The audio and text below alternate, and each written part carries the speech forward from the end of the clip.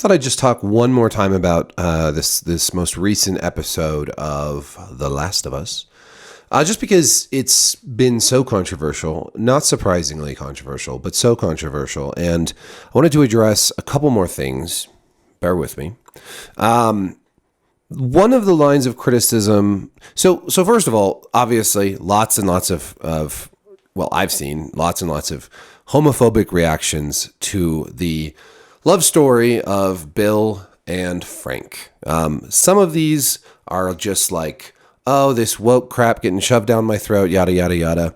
I don't think there was actually anything woke about this episode. I think they portrayed a very deep and real love story between two men. And I understand that people feel as though a lot of this social justice, race, gender stuff has been like thrown at them recently, and I understand that there is some, there's some reasonable backlash to that when let's just say something like She-Hulk comes out and it's just so heavy-handed. I understand why people start to bristle at that, but this is not the same, right? So this is not heavy-handed. I mean, it's obviously it's very, they don't pull punches.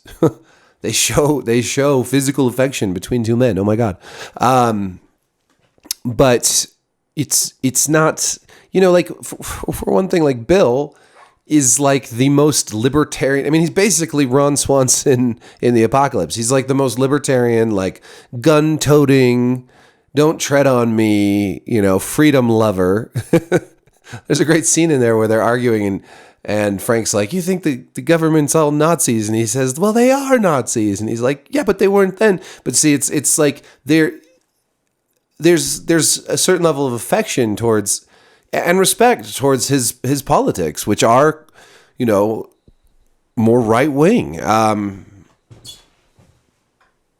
It's not.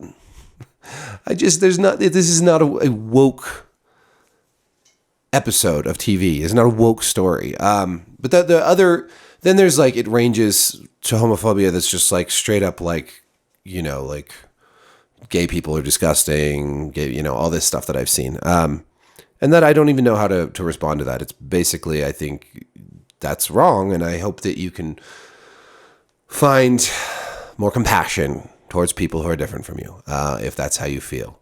Or maybe there's something going on inside that you're scared of, and you need to like get in touch with that. Get in touch with your inner self a little bit.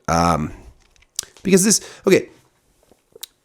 I've seen a lot of people say, well, I have no problem with gay people, but I'm disgusted or repulsed by seeing two men kiss.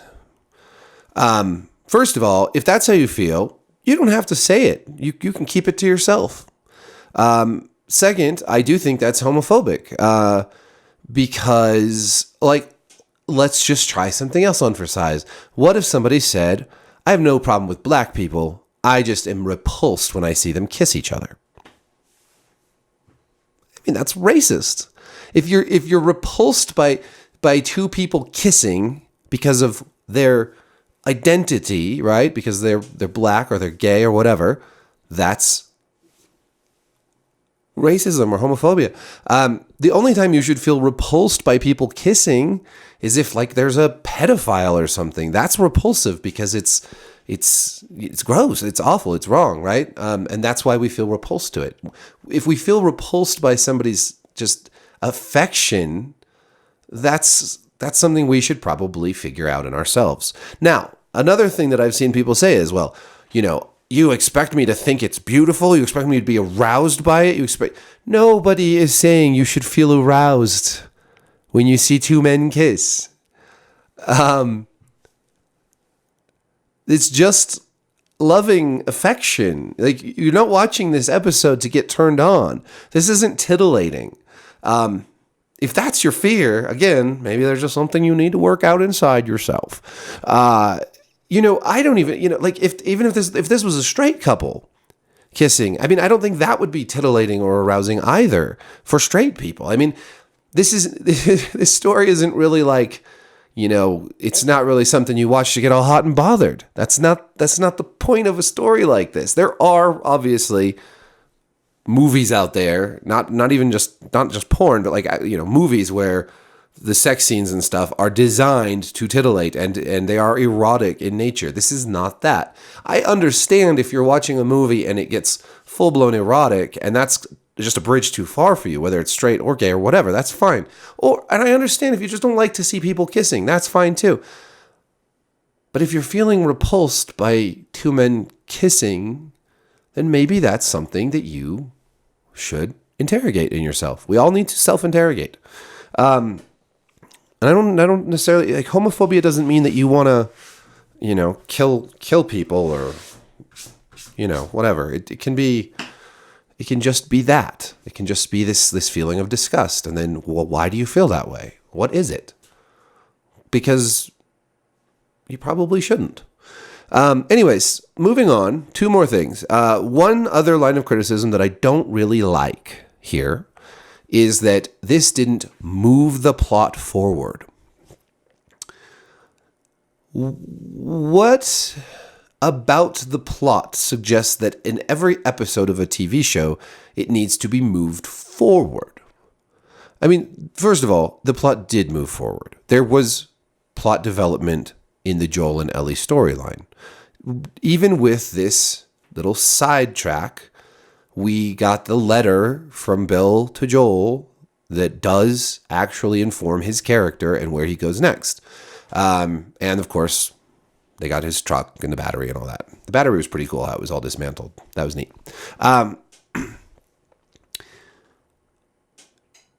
Good fiction, good storytelling doesn't always need to push the plot forward at every turn.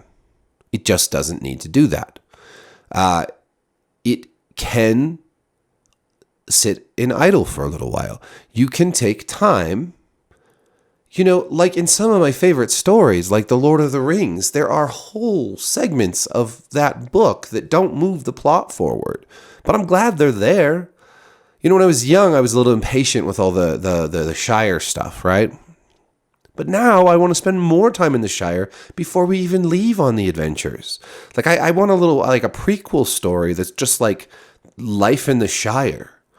100 pages of just like people visiting each other, like I don't need the plot to move forward at every turn. There's lots of little bits in the book, that didn't make it to the movie for that reason, right? Like Tom Bombadil, does he really move the plot forward? When they meet the elves in the woods in the Shire, does that move the plot forward? There's many moments throughout that book and through much of literature where the plot isn't necessarily driven very far, but we get something that's interesting and that enriches the characters in the story or the backstory or whatever. Like in The Walking Dead, one of the best Morgan episodes was the story of how he learns Aikido and the story of this guy who teaches him. And I don't remember the name of that episode, but it comes to mind because he we learn about what's been going on with Morgan and where he's at, why he is the way he is, and it does not drive the plot forward, not in any way. But it's a great episode. It's one of the better later Walking Dead episodes. I say later because this was before everything went to shit with The Walking Dead, and with Morgan as a character who just got so terrible pretty soon after that. Sadly, because he was a great character. So I don't really love this line of criticism that it doesn't drive the plot forward. And a lot of people say that. Oh, I wish it had just driven the plot forward. I wish it didn't drive the plot forward. It was a total waste of time. I've already addressed in the last video the boring. I don't think it was boring. Just because something is slow doesn't mean it's boring. And then people were like, well, one of the biggest criticisms of Rings of Power was that it was too slow, and now you're saying that it's okay that this one's slow. And I never thought that Rings of Power was too slow. That was hardly my biggest criticism. I don't go into a Lord of the Rings story expecting it to be all fast-paced. There were so many other problems with the Rings of Power. Slow was not one of them. If anything, they rushed the crap out of that show. But slow can be good, especially if, you're not every episode slow. You get some action-packed episodes like the one before, and I'm sure we'll get more of those down the road. The only criticism of this episode that I thought was really actually pretty good, and I've been thinking about it a lot of people are very unhappy that Bill and Ellie didn't get any screen time. And that, that Joel and Ellie didn't come and encounter Bill. Instead, they just showed up and Bill and Frank are already dead. And there's two ways you could fix this, I suppose. I mean, it's all too late now, so this is all just for shits and giggles. One would have been to have them show up before Bill and Frank died, and to meet the pair of them, and to, have all that interaction, and then they say, go ahead and take the truck, whatever. They take the truck and leave, and then Bill and Frank go, and we get that finale. The other way, which I think maybe would have worked better, would have been for Bill not to commit suicide, just have Frank commit suicide, and then Bill, we would get him a scene of him burying Frank. And that's when Joel and Ellie would show up. I like that scene, or like shortly after or something. I don't know. I like that better, because then you have Frank sort of like, then you set it up kind of like the game Frank's Gone. We don't get the way Frank died, but you get a much nicer, more pleasant way, but still very sad. And you still could have Bill be engaging in all that banter and everything else with Ellie. You could also, in that scenario, have a letter from Frank to Tess, or to Joel, or one to Joel and one to Tess. I don't know. But in that letter, you could still have some of that stuff that was conveyed by Bill in the suicide note he left to Joel, which was a very effective note. It was kind of funny, actually, for a suicide note, but also, helped move the plot forward by conveying to Joel, this idea that, our role is protector. We protect people. That's what we do. Weirdly, I've seen people say that Joel has been portrayed as incompetent and not a protector up to this point, but I think that's not true. We've seen him absolutely do everything he can to protect people in a world where that often is not possible. He tried to protect his daughter. He couldn't help that soldier shot her. He tried to protect Ellie and Tess, but they ran into those clickers. He did protect them from the soldier who he beat to death.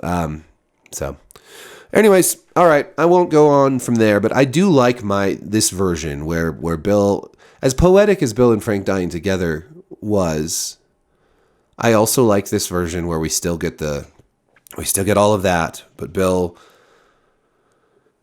maybe after they leave, Bill, goes and also, he just wanted to bury Frank, and now he goes and takes the pills himself and passes away. Now he's finished his role, and I don't know. I could see that being more satisfying to fans. You still get this beautiful love story, but you also get a conclusion where we have those scenes from the game, and that sort of it's sort of the best of both worlds. Because I am a genius, and I should write all the shows, obviously, clearly. Anyways, yeah, thanks for watching. Like, subscribe, hit the notification bell, shout out in the comments. Be excellent to each other. Peace.